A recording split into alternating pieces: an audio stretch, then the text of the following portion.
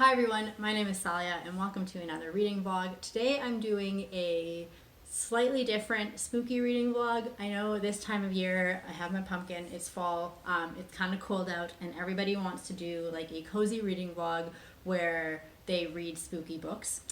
I actually don't know if the cozy reading vlogs go along with the spooky reading vlogs, so let's scratch that, but at least a lot of people do spooky reading vlogs this time of year, and usually they read like thrillers and some horror, etc., etc. But I was thinking like those aren't really genres that I like to begin with. So I was like, how can I make books I want to read fit? And then I figured like real life is equally as spooky, if not scarier sometimes, than horror. So I just thought I'd pick books that had real life problems that are not going to go away anytime soon and that could be equally as scary. These are the books that I want to read. First and foremost, How It All Blew Up by Arvin Ahmadi, and I am so excited for this book. I actually just finished filming a video for Darius the Great Is Not Okay and Darius the Great Deserves Better, and you know me, like I have been loving lately books by Persian guys. I haven't yet read one of Arvin's books and I am excited and I'm hoping for great things. I've heard nothing but good things. I have nothing else of substance to say, so next, actually the day that I went to go pick up this book, I had kind of had a bit of a bad day, and so I only went to the bookstore to buy this book because I knew I wanted to support it, and I was like, it'll be a little bit of retail therapy. And then while I was there, I saw a few other books that I decided I also wanted to pick up, and they are the two other that we're going to read. So the first is We Are Not Free by Tracy Chee, and this, something about the cover spoke to me. I think it's absolutely gorgeous. I think the art is really nice, and I'm not usually a person to say that I like the cover, and so I bought it, but that's what I did. Also, I just really liked it, and then I read the premise, and it's basically about a bunch of teens. I don't know if they actually go to the Japanese internment camps. I think that's what happens. Or they're living in America while the Japanese internment camps are first getting started. So terrifying, right? And then finally, I have Grown by Tiffany Jackson, and I'm so excited about this one as well. My understanding is this one talks a lot about like how society treats young Black women. Again, terrifying, probably going to be very distressing, but I am so excited to read about it and to see what I think. So yeah, I'll read them and let you know. I actually am also reading two books off camera, The Obelisk Gate and The Poppy War, but that's irrelevant and you don't care. All right, I will see you soon.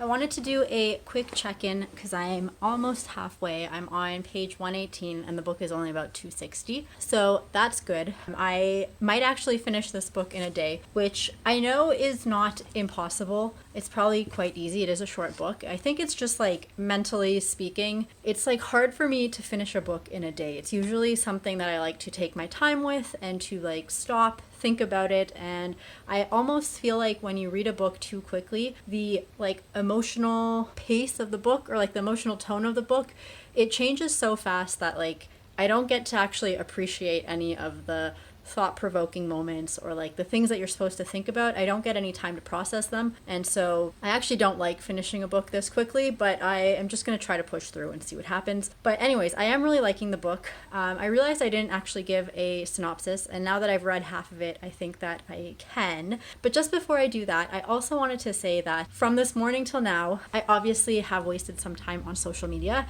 and one of my friends in family medicine, she posted this really cool post from a Instagram account called Black Mental Health Connect, is the Instagram page. And anyways, it's like this Canadian resource on just like BIPOC wellness and mental health resources, if you will. But they posted something about how today, September 30th, is Orange Shirt Day, which is a day that surprisingly, even though I live in Canada, I have never heard of, which is kind of crazy. But like, it's a day about basically people wear orange shirts in an effort to promote awareness about residential schools and how they were just a really shitty part of history and that they existed and that we're never really taught about them necessarily in school, and people just don't talk about it enough. And I thought it was kind of interesting that that's today, because one of the books that I wanted to read, which I don't have on me, but We Are Not Free, is essentially also about the Japanese internment camps in the States. Although I'm pretty sure like BC and places in Canada also had them. But despite that, residential schools was another thing that, at least in Canada, happened. And it's one of those things that like, happened and it was really shitty. And I don't think a lot of people realized like until how recently they continue to exist. From what I was reading, they stopped finally in 1996, which is literally only like 14 years ago. So we were talking about modern time, real life, scary things. And I think that totally fits the theme of today's video. But they also had a link. So if you do follow them in their description, they have a link to a file that basically is like an Indigenous Ally toolkit. And similar to how when Black Lives Matter happened, there were a bunch of documents being shared on like how you can be an ally towards Black people. This is kind of the same thing. And just like what terms you can and can't use. And yeah, it goes over actually a lot of different things. It's like a 3 or 4 page document, worth a read. So I will link them down below. If I can link the document, I will. If not, I'll just link their Instagram page and you can go check them out. I saw that and I just wanted to acknowledge it. But now I can tell you a bit more about how it all blew up. It's about this young Persian teen, Amir, who's gay, and he hasn't told his family because they're Muslim and they're Persian, and he has a feeling that they will not take it very well, and so he's kind of put off coming out to them. Kind of similar to Simon versus the Homo sapien agenda. Someone starts blackmailing him. Secondary to the stress of all that, Amir kind of runs away to Italy, and the story is his time in Italy. But the way that it's told is actually really interesting because it starts off with him being questioned by, I don't know what they'd be called. Are they TSA officers? Basically like an airport security customs type person. You get the idea that because they're Persian, there is some suspicion that there is terrorism activity going on. And so it's kind of told in flashbacks as he is talking to the security person about like why whatever happened. So it's actually a pretty cool format, and definitely lends itself well to trying to binge read it in a day. That being said, so far I am really enjoying the book. I obviously can't speak to the actual like representation of coming out. It is own voices though. So far it's fun.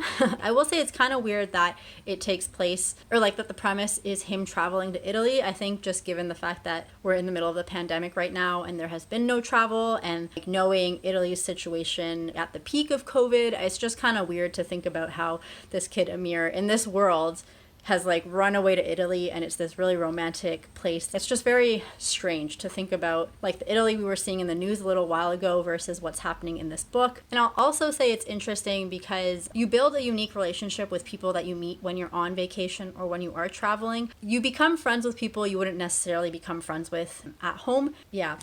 I don't really have much to say about it other than it was really cool to see that, because I've definitely felt that. It is still raining outside, so hopefully that will be some motivation to finish the second half, and then I can come back and give you my final thoughts. See you soon!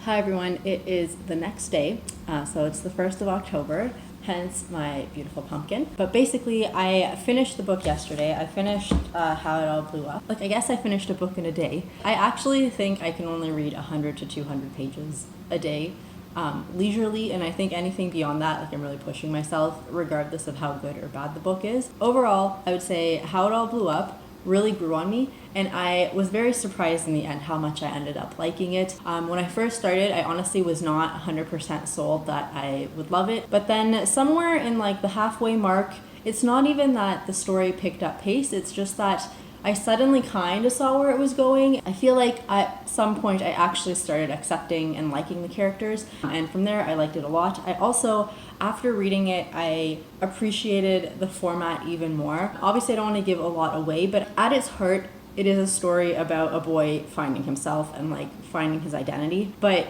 it's just so funny because the premise is rooted in this racist stereotype, but that's really it. Like, it's not overtly about racism, and it's not in your face like showing you microaggressions and all that, but the premise is a very overt like racist thing that happens to him, but it almost ends up being a segue for him to tell his more personal story, which I just found really interesting just to think about, and I thought it was a really creative way, I guess, to show all that. And I actually think this would be a great film. If they want to pick it up, I really think it'd be, like, the format lends itself well to being a good film. But anyways, the other thing was that I mentioned how I thought it was interesting that he goes to this other country and meets these people, and the more I read about it, the more I was like, the people that he meets, like the friend group that he has there, has this really uncanny resemblance to the friend group that I made in Korea. It was just really weird reading it, and obviously that's not intentional, but I think it just worked out that way, and so I ended up enjoying the book probably more than maybe someone who doesn't, or like who doesn't care about that kind of found friend group in another country aspect. But to me, that lent itself well to the book. The only criticism I kind of have is that I definitely wish there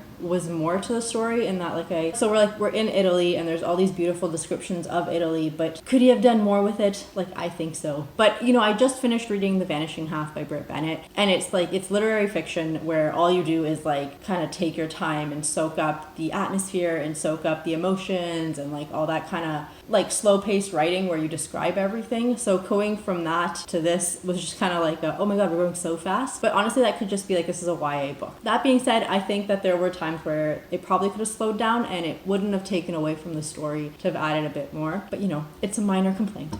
I was going through some of the Goodread reviews, and the things that people didn't like was that it's kind of falsely marketed as like Muslim or Persian rep. When you are whatever nationality plus like where you're born and raised, there's a spectrum of like how much you fall between the two, and I feel like a lot of people, when they hear, oh, it's this type of rep, they want it to be the same degree that they are of whatever group that is. I've read a few now of like these Persian American authors, and on the spectrum, like I think of all of them, Darius the Great is the most Persian-y in terms of like it showing you Persian culture. And then I think that this one's probably second, but I feel like there's a huge gap between Darius and then this one. Like a Love Story and A Great Expanse of Sea by Tara Mafi, both of those I felt like really fall on the other end of the spectrum, where it's like the characters are Persian and there's like little sprinkles of their culture, but the heart of the story is not the Persianness of those characters. Well, it is the heart, I guess, but it's not what stands out, and it's not the part that I feel like gets the most attention. And I don't think that those are necessarily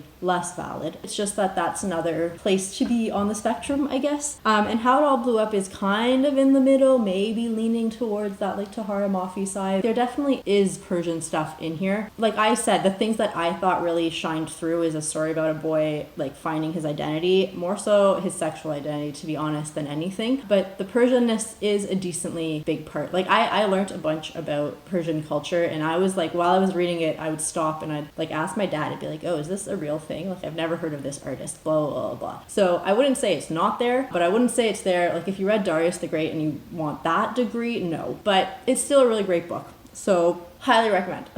All right. So like I said, I read a lot yesterday, and I don't know that I want to do that again today quite yet. So I might actually take a small break and do some schoolwork or like some other stuff. The next book I'm going to read is probably Grown. It's the second shortest one. Yeah, I'll be back tomorrow for some more reading.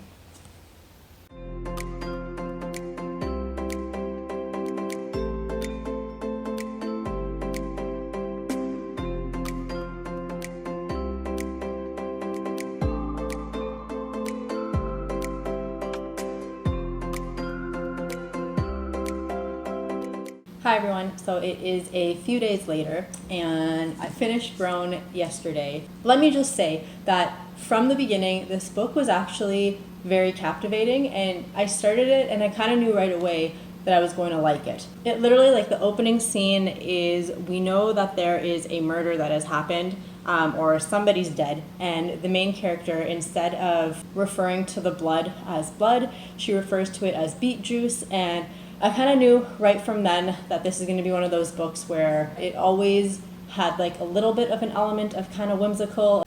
Hi everyone, this is Editing Me. I just wanted to pop in to say I feel like that was really misleading. My point was that the writing was really pretty, not that there is magic in this book, so please don't pick it up thinking there's going to be magic, because there definitely isn't.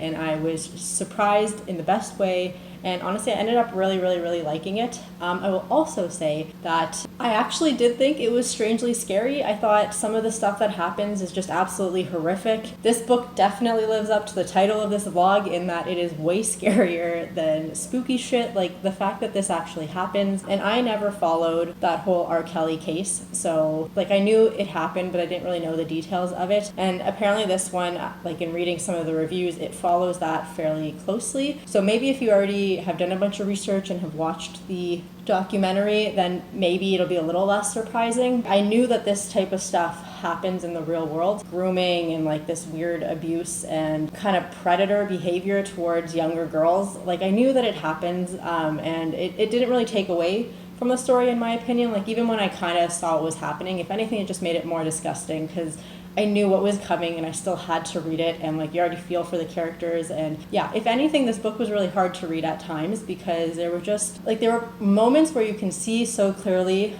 from an objective point of view that what's going on is wrong, but you can also see how the characters stuck in the situation don't see that it's wrong or are being fooled or tricked or whatever you want to call it. And it was just so hard to read. It was so hard to read and so gross, and to think that this actually happens out there in the world. And just, my friend tried to get me to watch Euphoria, and I watched the first episode and I couldn't continue because like I just hated seeing those characters go through such shit.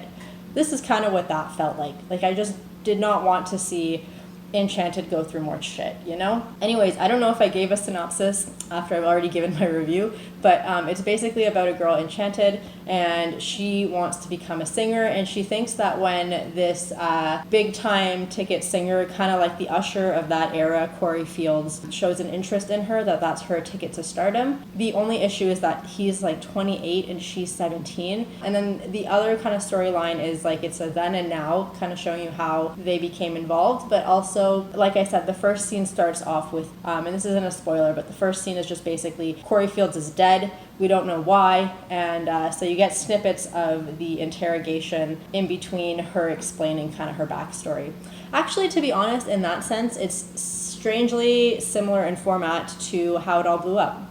Vastly different stories, but strangely similar now that I think about it. So yeah, I highly recommend this book. It was, I don't want to say fun because it was anything but fun, but it was definitely a good read if you can tolerate it. And I wouldn't say it opened my eyes, but definitely by the end of it, like all I wanted to do was cry because all these problems are so real and all these problems still exist. And definitely some of the stuff that they talk about, like how young Black women are aged up, like I've seen that happen to my friends as early as in like we were in 6th grade. You know what I mean? Like it happens really young, and it's kind of terrifying. And I also just wanted to add that throughout the book, she's given this drink called Purple Drink that she has to drink. And several times they refer to it as lean, and all these times I was supposed to be understanding these references to like basically an opioid drink. But the thing is, I didn't even, like I had no idea what she was drinking. I was like, oh, he's given her like purple hypnotic. I was like, I'm so stupid. But then it wasn't until like towards like kind of further into the book, there's a scene where she's kind of detoxing from that drink because she's not getting the drink. And it wasn't until she's having all these symptoms of withdrawal that I was like, wait a second, like when was she taking drugs? Like, did I miss that? And then I went back and I was like,